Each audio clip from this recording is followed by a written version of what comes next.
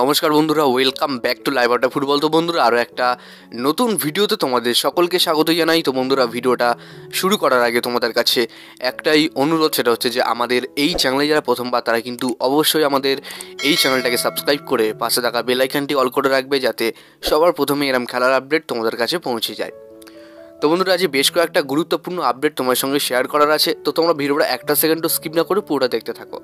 আর এই ভিডিওতে তোমাদের কাছে মাত্র 100 লাইকের আশা রাখছি, যেটা কিন্তু তোমরা প্রত্যেক ভিডিওতে করে দাও। আশা করছি তোমরা এই ভিডিওতে 100 লাইক কমপ্লিট করে দেবে এবং চ্যানেলে যারা নতুন এসছো চ্যানেলটাকে সাবস্ক্রাইব করে দেবে। তো আজকে বেসিক্যালি মোহনবাগানকে নিয়ে কিছু আলোচনা তোমার সঙ্গে করব। দেখো, সবার প্রথমে যে আলোচনাটি দিয়ে আমরা শুরু করছি, দিমিত্রি পেতাতস এবং লিস্টন কোলাসো, এই দুটো প্লেয়ারকে নিয়ে বর্তমানে কিন্তু প্রচুর নিউজ বার হচ্ছে। প্রচুর জায়গা থেকে অনেকে অনেক আপডেট দিচ্ছে যে এই দুটো প্লেয়ার, লিস্টন থাকলেও থাকতে পারে, কিন্তু দিমিত্রি পেতাতসের হয়তো এই মরশুমটা থাকা হবে না, মোহনবাগানের হয়ে খেলা হবে না। অনেক জায়গা থেকে এই খবরটা পাওয়া যাচ্ছে। তো এরই মাঝে আমার কাছে একটা কনফার্ম আপডেট এসছে এবং সেই কনফার্ম আপডেটটাই আজকে তোমাদের সঙ্গে শেয়ার করব। আশা করছি তোমাদের কোনো নিউজ আপডেট দেখতে হবে না দিমিত্রি পেতাতসকে নিয়ে, আমি যে আজকে তোমাদের আপডেটটা দেবো। তো দেখো,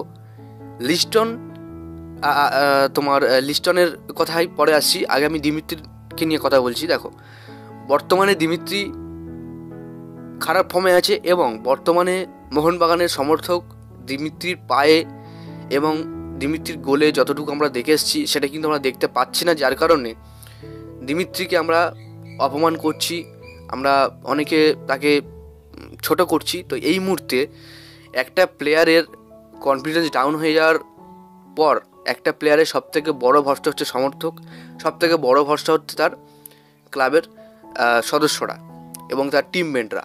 তো সেক্ষেত্রে দিমিত্রি পেতাতসের এখন সাপোর্ট করা দরকার, যতটা মানে পারা যায় ততটা কিন্তু সাপোর্ট করা দরকার এই প্লেয়ারটাকে। তো এবার মধ্যে কথা হচ্ছে, মোহনবাগান কি পেতাতসকে ছেড়ে দেবে?